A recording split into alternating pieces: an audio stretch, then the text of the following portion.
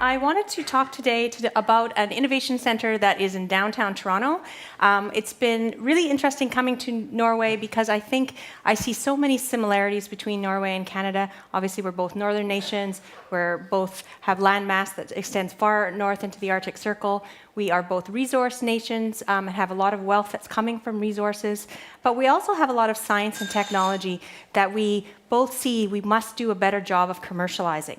So I think there are more similarities than differences, but it's good to look at different models and think about what's the future for innovation in our countries and between our countries. So Mars is an innovation center in downtown Toronto, and at Mars we believe our future matters. We have and we also believe that the quality of that future depends on innovation. So one thing that's different between Norway and Canada is that Canada didn't experience the recession like the Americans did. It wasn't nearly that deep, but we are having drastic changes that are happening in our country, hollowing out of manufacturing, high unemployment rate. So it doesn't, university education no longer gets you a guaranteed job after graduating. You come out, you might have a lot of debt, and you have job uncertainty. So we really believe that our future has to be created by innovation. So innovation at the research and university levels matters tremendously, but to get that to market, we need entrepreneurship. And who gets that to market but the talent, the entrepreneurs behind the market? So that's why you matter. That's why everybody in this room is either interested in entrepreneurship and innovation, an innovator, or working in the innovation space. And we are trying very hard in Mars. We have a saying that we're trying to put entrepreneurship in the water supply in Canada. So trees sort of sell themselves in Canada. Oil and gas sells themselves. We're not the best marketers, but we're learning to be because we have to. So the quality of that future depends on you. It depends on the people in the room. Never underestimate how important innovation is and what we're doing for the future. So we've heard the stories. Innovation is incredibly important to our productivity. We know that the majority of new jobs in modern economies come from companies that are less than 5 years old. And we know that a small percentage of startups are the main job creators in any nation. How many people here had a BlackBerry or know of BlackBerry? Did it make it over here? Yay! So BlackBerry comes from a company called Research in Motion, which is about an hour's drive from Toronto, and actually an innovation hotspot that I would compare to Trondheim called Waterloo. It created not only a lot of jobs in the company itself, it created a whole ecosystem. And while it's being cut back, and it's an incredibly competitive space, and smartphones it's kind of the story of Nokia as well, there are enough startups there and small and medium-sized businesses to pick up those jobs that have been lost. So that's why we have to keep innovating. That engine, that city has to keep innovating. It's okay now. It's a bit scary because they realize how good things can get and how bad things can get. So I can't underestimate or overstate how young, high-growth firms create the majority of new jobs in modern economies. So this is Mars's mission. We are trying to help build the next generation of Canadian companies. And this is what we started. We really started with a focus on companies. We were going to create this great building that brought science, business, and capital together, an ecosystem of sort that didn't belong to a university or a hospital or any one institution. It was a place where institutions could mix. This is the building. It's the site of the old Toronto General Hospital, which was built about 100 years ago, which is ancient in Canadian history. Does anybody here know somebody with diabetes? So you'll be very pleased to know that in this building, their life was probably saved. Across the street, insulin was discovered for use for diabetics. And in this building, the first preclinical trials happened for insulin. So Dr. Banting, who won the Nobel Prize, had an office in here, and we still have his desk, and we have lots of great stuff. 2 buildings down from this, stem cells were discovered in a hospital. And Canada's not really known for our life sciences innovation. We're not good about promoting it, but there's a lot more stories than that. We're also, quite interestingly, we must be good talkers because we invented the radio telephony, the walkie-talkie. We invented the telephone, although there was a bit of a race to the patent office and there's some controversy, but the first telephone call happened quite near where we are at Mars. We invented the pager and we invented the smartphone, so we clearly like talking technology. Mars has grown since that first building. where we said this is an excellent location, and my colleague Earl, who's coming in on Skype, is going to talk more about the ecosystem, because we're located by these major research hospitals. We're located by the University of Toronto, the main research university in Canada, and we're across the street from the government, and we're 2 blocks from Bay Street, which is Canada's Wall Street. So it's this ideal location to bring together all the innovation players. Within this space, we do much like Technoport. We have lots of events and lots of things going on to create those collaborations for innovation. But what's been interesting is Mars has been around for 10 years. And as I mentioned, we started on this focus on the next generation of technology companies. But then a lot of people came into the space, and we said we have to differentiate. It's not enough to provide services for companies. We have to focus on the entrepreneur, because the companies were failing. We know there's a lot of failures, and we had to say, okay, maybe the focus isn't on the companies, the focus is on the entrepreneurs, on the talent. So we went downstream. And then we created tons of education and tons of support programs to create these people that had entrepreneurial mindsets. And then we realized there was a new problem. It wasn't just about the people, it wasn't just about the companies, it was about the systems. We have tremendous innovation in Canada in terms of clean tech and life sciences, but they have a hard time selling a new medical device into the hospital system, or selling an education innovation into the huge, slow-moving education system. So I won't talk about it today because it's very complicated in a short period of time, but we've started to move into systems work. How do we get collaboration between organizations and get innovations into hard systems? How do we break open markets that aren't open for entrepreneurship? A little bit about how we work with entrepreneurs. This is a very clean funnel. It looks like it works really well. It's not that clean.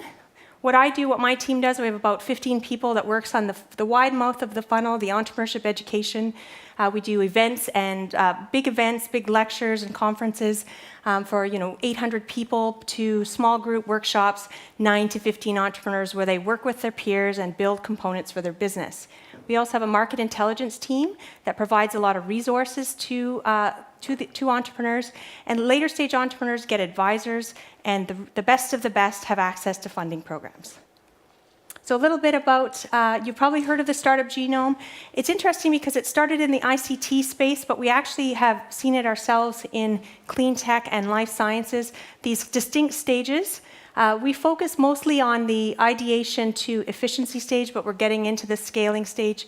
So you've heard about the importance of validation of your idea. It's not just the idea, it's making sure that you're solving a problem and you've got a solution that the customer wants. Then once you have your customers, that's the validation, and you continue to refine your business model. Are you able to make your product for a price that is profitable, and can you grow quickly? So how we've done our resources is we've really looked at different industries and mapped out different milestones for what entrepreneurs need at different pain points. So just in brief, we break down companies into 3 main groups: developing, evolving, and emerging, and we match resources with them. It even sort of starts out as the biggest groups have the most basic resources, like through events and workshops, and becomes more customized, where the market intelligence team might work with an entrepreneur on primary research, and they get advisors too. The really best of the best get an advisory team, so they've got a mentor in different areas to help them. Then they're introduced to capital and customers along the pipeline. Just a quick note about what I do. My team runs about 250 events a year all over Ontario. We have about 16,000 people that attend in person, many more on webcasts and watching videos. We have lots of different series. Again, we're trying to create that ecosystem, that cool place that entrepreneurs go for help and resources. We have lots of online resources if you want to understand how entrepreneurship is viewed, which is quite similar, to be honest, in Canada and the US. Lots of videos and articles and workbooks that you can check out online. We do have market intelligence services. We're looking to help startups from abroad and working on developing partnerships so that startups from Norway can come to Canada, and we can provide some of this market intelligence to explain what our market is like and what the needs are and where to go. The advisory services, while we're mostly technology companies, the breakdown is about 50% ICT, 20% life sciences and healthcare, and about 20% clean tech.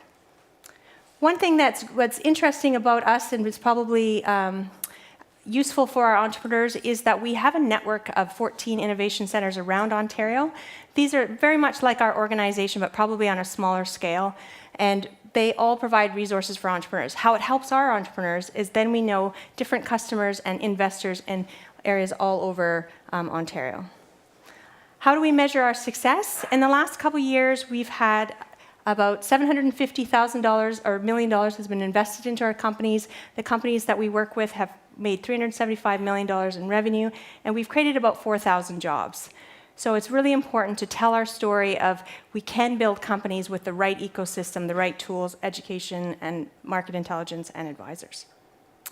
So I wanted to talk a little bit about my experience working with entrepreneurs over the last 6 years. I think entrepreneurs are really special. It's a bit against the grain, especially I think I come from the west side of Canada, which is a bit more Wild West, the Alberta, where the oil and gas is. Grew up in a very entrepreneurial culture. Everybody I knew was an entrepreneur and had started a business. And I moved to the east, which I find to be more conservative.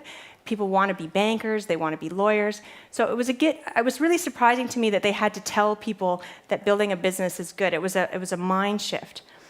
So one of the things we try to instill in our youth programs and with our programs in universities and colleges is about the entrepreneurial mindset. And one of the best ways I found of describing what entrepreneurs are like is this meta-study called 5 Minds for the Entrepreneurial Future. And it found 5 trends among all the studies that have ever been done about entrepreneurship up to that point. And you'll recognize them when you compare these things to the entrepreneurs you know in your life. One of them is the opportunity recognizing mind. So this is, find me an entrepreneur that doesn't have 5 ideas. 1 they're working on, 2 that they work on the weekend, and 1 that they might help their friend out. Those are the true entrepreneurs. They look out into their world and they see opportunities. They just see problems as opportunities and are always looking to capitalize on that. It's a certain mindset. Another way they think that's a little bit different is they have a designing mind, and this goes against how business is taught. I went to business school, did an MBA, they teach you marketing, they teach you separately finance, separately accounting, and that's not how business works. It's actually combining of those elements in unique ways, and that's how entrepreneurs think. They're able to juggle all these ideas at the same time. I think the people like to think that entrepreneurs, they're the risk takers, they take tremendous risks. I think it's more true to say that they are risk managers. They're able to look ahead, scan the environment, and see what's coming ahead and adapt towards it. Extremely flexible. Leads into the 4th one, resilient. If you were in this room before, one of the entrepreneurs was talking about you hear 99 no's for every yes. So they've really got a resiliency to them. And lastly, they have an effectuating mind, which is an action orientation. So entrepreneurs are not likely to sit in a class to learn entrepreneurship. They're out experimenting, they're very action-oriented, they're always interacting with their environment to find out what's working and what's not. And these are the traits that help you build a successful business. One thing that's interesting that I also thought was reflected in the startup genome in the US, but also in our own clients, is what motivates entrepreneurs? And we found that it wasn't money, actually. It was, and the startup genome had 68% impact, and our own study found 70% of our clients are in entrepreneurship or building a company because they want to create societal change, whether that be saving energy, saving lives, finding disease earlier, or just social innovation, using at-risk youth and giving them jobs. They all care about impact, which is so wonderful because tying back to where I started, the future matters, and these entrepreneurs caring about the impact of their company is what we need to adapt to the future. I'm going to go quickly because I only have 5 minutes left, and I think a lot of this is going to be covered in a later presentation. But you've probably heard, the startup genome, customer development stuff from Steve Blank, that searching for a business model is different than executing against one. It's funny that this has been popularized in recent years because it's existed all along. If I talk to, we have a lot of serial entrepreneurs that come in and they say, wow, I wish this stuff existed 20, 30 years ago when I was starting out, and because there wasn't the resources for them. But if you dig a little deeper and you ask them, how did you come up with your idea? Where did it come from? You'll see that they didn't have they weren't doing it like it was taught in school. It wasn't, I made a business plan, I did lots of research, I made a plan, and then I went out and executed on it. That's more how business is done in big companies, because the market is known, the product is known a bit more, they have more certainty. One of my favorite mentors, who's a serial entrepreneur, is he literally doesn't know what business he's going to build for the next one. He just goes around, he decides, the latest one that he wants to help do management and leadership in companies. So, and he picked an industry, he went and talked to everybody he could find that he knew in that industry, and he asked them, what is their biggest pain point? What did they hate about their job? He just asked so many questions, and then he went back and developed something that was a software tool to help. And he would literally say, I have something for that, and he would come back with it. It takes a lot of bravery and guts to be like, wow, I don't even know what the problem is, but I know I can solve it as long as I know what the problem is. So it's that change in thinking of starting with the problem. So we know that established businesses are executing, and the startups they're flexible, and they're searching for that business model that fits. So that follows the lean definition of a startup, which is a temporary organization designed to search for a repeatable and scalable business model. I'm just going to skip over this. This is just some of the, well, actually, no, I'll do this and I'll skip over the next part. Where the best ideas come from. So we have a lot of entrepreneurs that speak, and I sort of made a list of all the stories I could think of. A lot of them solve problems. They're scratching, we call it scratching your own itch. So one of our startups is called FreshBooks. It's an accounting, it's actually online, it's used all over the world. And the guy who started it was a graphic designer. He was frustrated because he was trying to invoice and he couldn't do it, so he created something. And then he said, wow, this is something I want to use, so maybe other people will do. And he started sort of selling it informally, and ultimately it became a company. And everybody told him no along the way. There's too many of these softwares. Everybody has these. He's got millions of users all over the world. So that's the scratch your own itch.